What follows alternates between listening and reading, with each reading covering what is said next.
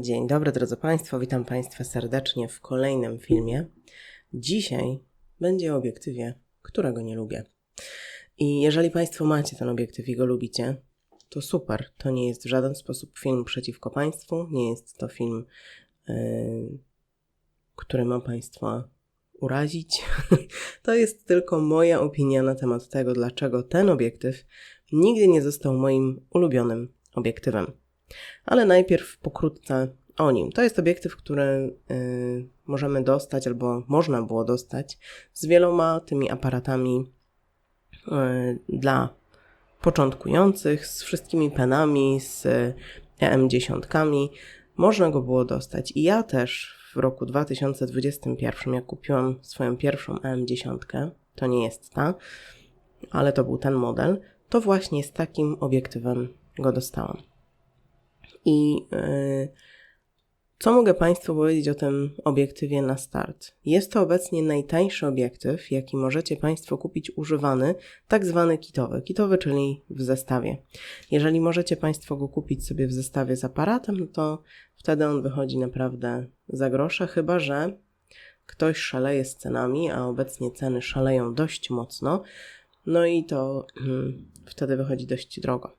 Myślałam, że jest to najtańszy obiektyw, jaki OM System obecnie oferuje, najtańszy z autofokusem i z zoomem. Otóż pomyliłam się, ponieważ ten obiektyw na ich stronie kosztuje prawie 1500 zł.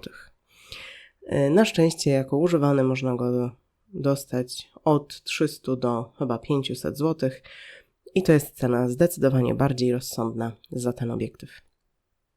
Co ten obiektyw ma? Ten obiektyw ma ogniskową, tak jak tu Państwo widzicie, od 14 do 42, czyli to, co na pełnej klatce by było 28 do 84, czyli od takiego w miarę szerokiego kąta do portretowego standardu.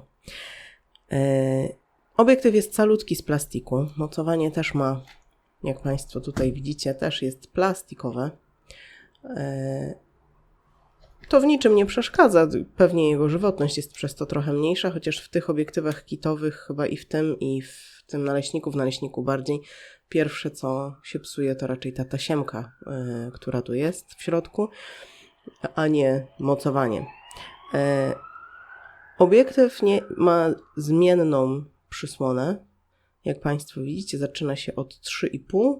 Tutaj widać? Widać. Od 3,5 do 5,6, czyli na najkrótszym końcu, na tym 14, będzie miał przysłonę 3,5 maksymalnie otwartą, a na tym najdłuższym 5,6 i w miarę jak zoomujemy, tak ta wartość przysłony nam się zwiększa.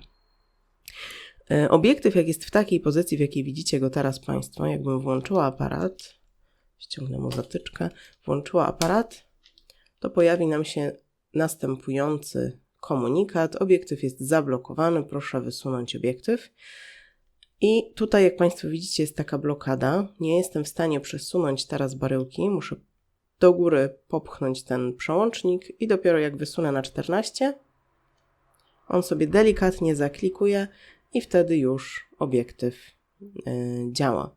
To jest jego najmniejsza, może nie najmniejsza jest gdzieś koło tutaj 25.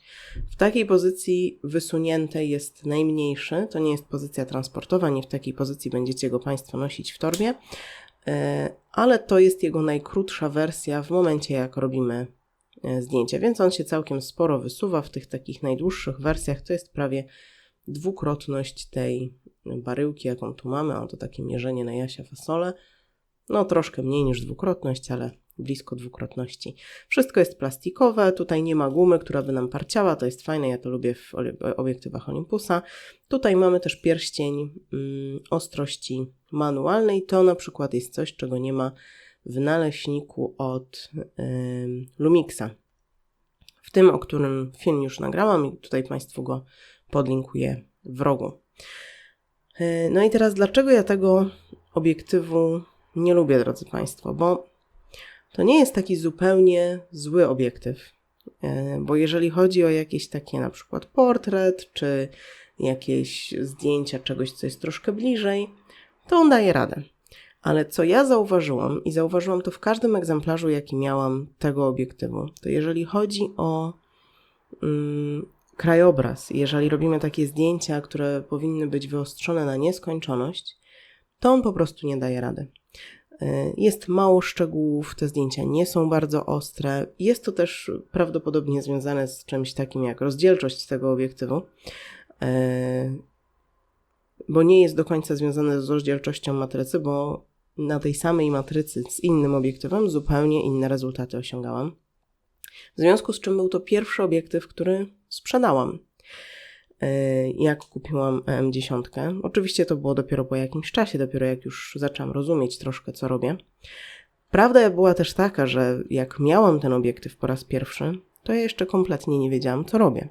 Bo ja się na tym aparacie i na tym obiektywie i na 40-150, który swoją drogą jest super obiektywem, tutaj też Państwu podlinkuję, jeżeli mielibyście Państwo możliwość dostać taki zestaw 40-150, bardzo polecam. Przepraszam Państwa za to, że ta ekspozycja tutaj nam tak szaleje. Postanowiłam kręcić przy świetle dziennym. No to mam.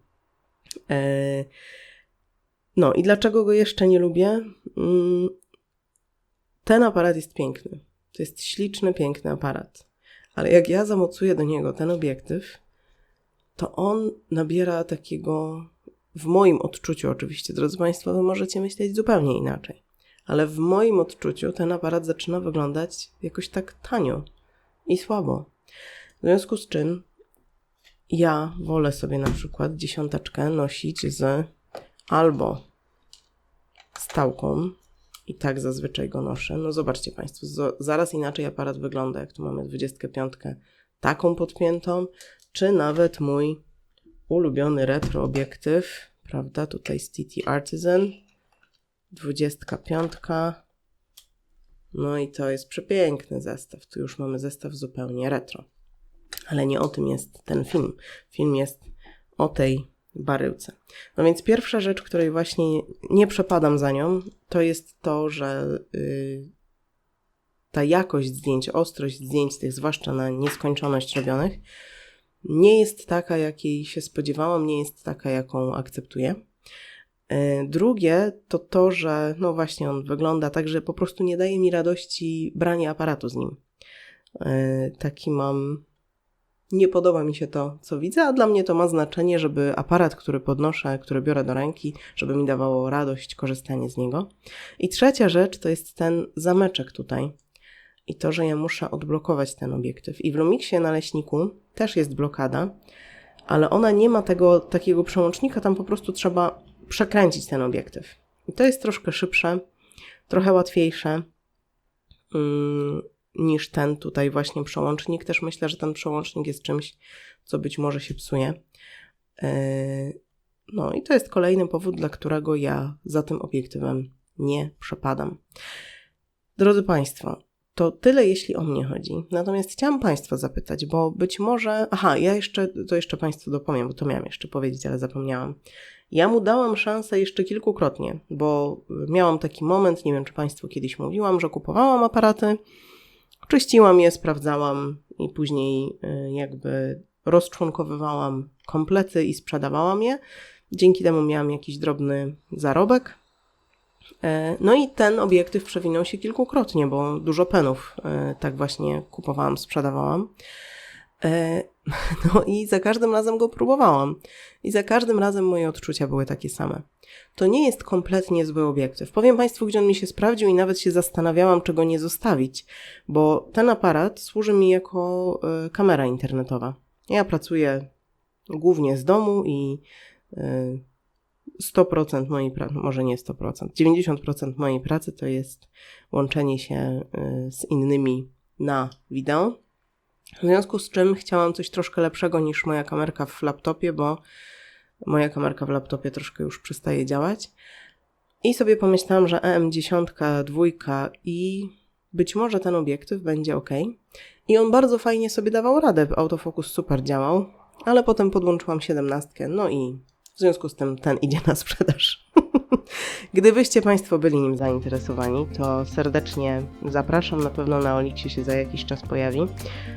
Jeszcze nie dzisiaj, bo dzisiaj nie będę miała czasu go wystawić. Tutaj ten mój egzemplarz, który dostałam z EM10, widzicie Państwo, ma taką skazę. To są jakieś zarysowania ktoś albo wkładał go do torby niezamkniętego, albo nie wiem o co chodzi. On działa, poza tymi skazami on działa bez zarzutu, ale to tylko tak pokazuję. Pokażę Państwu kilka zdjęć z tego obiektywu. Te zdjęcia będą zarówno z tego pierwszego spaceru z EM10, jak i również takie moje pierwsze zdjęcia, pierwsze próby fotograficzne, jak ten aparat dopiero co kupiłam. Dziękuję Państwu bardzo za uwagę. To jest chyba pierwszy film, w którym mówię, że jakiegoś obiektywu nie lubię, bo dotychczas chyba lubiłam każdy. No ale taka prawda. Tego obiektywu ja, drodzy Państwo, nie lubię. Natomiast jeśli Państwo go lubicie, to powiedzcie proszę za co. Co w tym obiektywie Państwa urzeka, dlaczego zdecydowaliście się przy nim zostać i nie eksperymentujecie z innymi. I może dlaczego nie mam racji po prostu.